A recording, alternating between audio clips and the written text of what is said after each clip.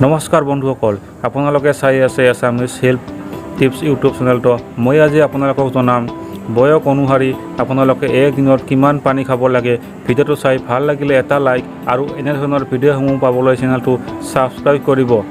এই কথাষাৰ সচৰাচৰ শুনা যায় যে সকলোৱে স্বাস্থ্যৰ বাবে প্ৰায় দৈনিক 8 গিলাচ পানী খাব লাগে, কিন্তু প্ৰকৃততে শৰীৰে প্ৰয়োজন হোৱা পানীৰ পৰিমাণ বিভিন্ন দিশৰ ওপৰত নিৰ্ভৰ কৰে, যেনে ব্যক্তিজনৰ লিংগ, বয়স, শাৰীৰিক কাৰ্যকলাপ আৰু চাৰিওফালৰ জলবায়ু। এনে পৰিস্থিতিত আপোনাৰ বয়স আৰু শাৰীৰিক গঠন অনুসৰি কিমান পানী খাব লাগে জনাটো অতি গুৰুত্বপূৰ্ণ। সেই বিষয়ে মই আজি আপোনালোকক জনাম। স্বাস্থ্য বিশেষজ্ঞসকলে আঙুলিয়াই দিছে যে যিজন ব্যক্তিৰ দুয়োটা কিডনী সঠিকভাৱে কাম কৰি আছে, তেওঁ প্ৰতিদিনে তেওঁৰ শৰীৰৰ ওজনৰ অনুপাতত প্ৰতি কিলোগ্ৰামত 30 মিলিলিটাৰ পানী খাব লাগে। একে সময়তে আপুনি জনা উচিত যে বয়স অনুসৰি শৰীৰক কিমান পানীৰ প্ৰয়োজন।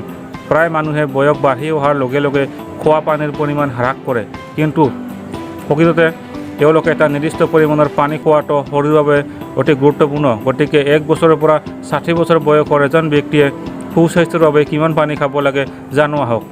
দৰাচলতে 1 পৰা 8 বছৰ বয়সৰ শিশুৱে দৈনিক প্ৰায় 1.3 পৰা 1.7 লিটাৰ পানী খাব লাগে, অৰ্থাৎ 5 পৰা 6 গিলাচ। 9 পৰা 17 বছৰ বয়সৰ কিশোৰসকলে প্ৰায় 2.5 লিটাৰ অৰ্থাৎ প্ৰায় 12 গিলাচ পানী খাব লাগে। 18 বছৰৰ পৰা 60 বছৰ বয়সৰ পুৰুষসকলে দৈনিক 14 গিলাচ পানী বা 3 লিটাৰ পানী খাব লাগে।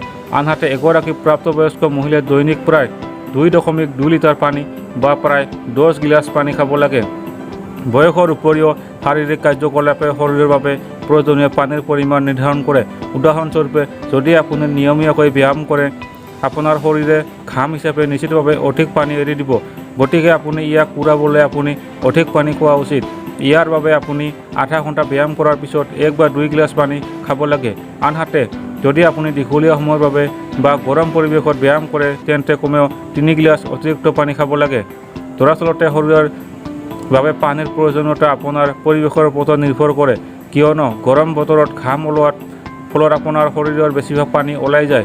এনে পৰিস্থিতিত ইয়াক পূৰণ কৰিবলৈ অধিক পানী খাব লাগে।